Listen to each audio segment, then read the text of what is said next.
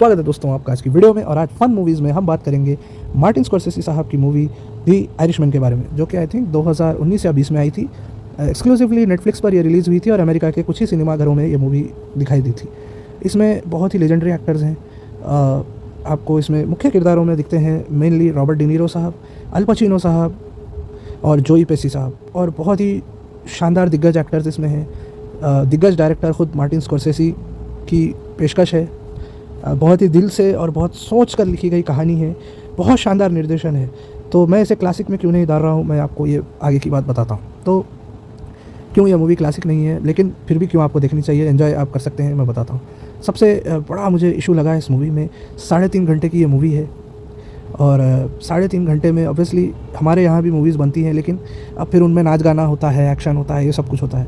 लेकिन एक serious movie 3.5 घंटे की, आप इमेजिन कर सकते हैं कि ऑडियंस इस तरह की मूवी देखेगी। मतलब 3.5 घंटे लगाकर कितनी भी आप उसमें स्टोरी अच्छी डाल लें। लेकिन सिर्फ ये नेगेटिव एस्पेक्ट नहीं है, एक और थोड़ा सा नेगेटिव एस्पेक्ट इसका ये है कि आपको बीच में, इस मूवी के बीच में जो 3 आवर्स में से जो बीच का 1 आवर है, सेकेंड आवर जो है मूवी का, बहुत आपको स्लो लगेगा और बहुत जगहों पर मूवी बहुत स्लो हो जाती है। ये थोड़ा सा इशू है। लेकिन फ़न मूवी है इसलिए है कि क्या एक्टिंग परफॉर्मेंस है साहब, बहुत ही शानदार एक्टिंग की है। और क्या डायलॉग डिलीवरी है जोई पेसी की, और रॉबर्ट डिनीरो साहब इस उम्र में भी आकर इस तरह का ज़बरदस्त किरदार किया है। और सबसे ज़बरदस्त जो परफॉर्मेंस, फाड़ने वाली परफॉर्मेंस दी है अल पचिनो साहब ने। क्या डायलॉग डिलीवरी है उनकी, क्या वो शानदार, जब वो डायलॉग बोलते हैं, एक एक डायलॉग आपको मज़ा आता है सुनने में, उनको देखने में।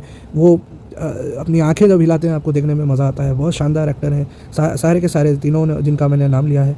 और इसके अलावा जो इस मूवी में जितने साइड के किरदार हैं वो भी बहुत ज़बरदस्त हैं, आपको देखने में मज़ा आएगा। थोड़ा सा इसकी स्टोरी पर चर्चा करते हैं। ये मूवी है, फ्रैंक शीरन करके एक गैंगस्टर हुआ करते थे, रियल लाइफ में भी वो थे अमेरिका में, और उनके बारे में कहानी है। वो इटालियंस माफिया के साथ वो काम करते थे। उस समय जो वहाँ अमेरिका में बड़ी जो क्रिमिनल्स होते थे वो इटालियंस होते थे, इटालियन माफिया वाले होते थे। 1960s के बारे में ये मूवी है। और उस समय जिमी हॉफा करके अमेरिका के बहुत ही बड़े प्रसिद्ध क्रिमिनल थे। उनकी ख़ास बात ये थी कि उस समय अमेरिका में बहुत सारे यूनियन हुआ करते थे, फैक्ट्री वगैरह के जॉब्स बहुत थे, मैन्युफैक्चरिंग जॉब अमेरिका में बहुत थे। जिस तरह से आज चाइना में और भारत में हम देखते हैं, उस तरह से पहले अमेरिका हुआ करता था उस ज़माने में।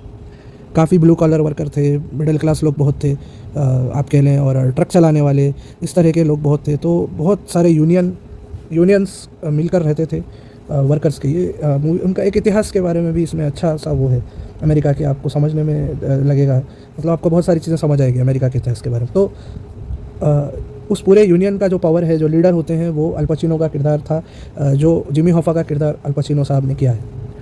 तो मूवी बहुत अच्छे से टाइम लेकर आपको समझाती है पूरे इतिहास के बारे में। अगर आप उस तरह की चीज़ों के शौकीन हैं, आपको दूसरे देशों का इतिहास जानने में इंटरेस्ट है, अमेरिका के बारे में जानने में, और एक सस्पेंस बेसिकली कि किसने आगे, कौन क्या चाल चलेगा, माफिया वाले क्या करेंगे, अल पचिनो साहब जिनके हाथ में ये यूनियंस का कंट्रोल है, वो किस तरह से माफिया के साथ इन्वॉल्व हैं, पुलिस वाले क्या अगला कदम उठाएंगे। उस समय जिमी हॉफा जब अपने चरम पर थे, तो जॉन एफ कैनेडी साहब प्रेसिडेंट थे आई थिंक।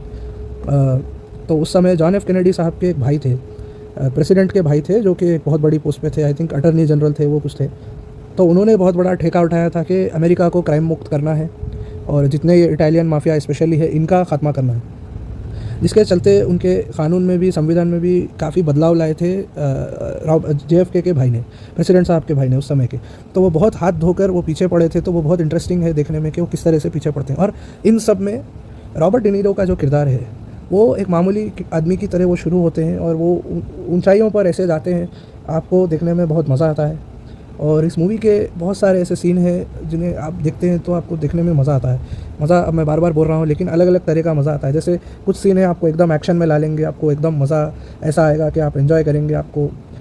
और कुछ सीन ऐसे हैं जहाँ पर आपको एकदम वो मेडिटेशन में लेकर चले जाते हैं स्कॉर्सेसी साहब। आपको लगेगा भाई ये क्या हो रहा है, ये कैसे हो गया, ये क्यों हो गया, इस तरह का, अरे ये इतना बड़ा ट्विस्ट।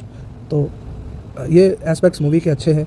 ओवरऑल मुझे लगता है ये मूवी देखने लायक है और एंजॉय करने के लायक है। अगर आपको इतिहास पसंद है, आपको गैंगस्टर टाइप की फ़िल्में पसंद हैं, आपको सस्पेंस पसंद है देखना और स्टोरी जानना, और शानदार एक्टिंग दिग्गज एक्टर्स की आपको पसंद है, तो ये मूवी ज़रूर देखिए।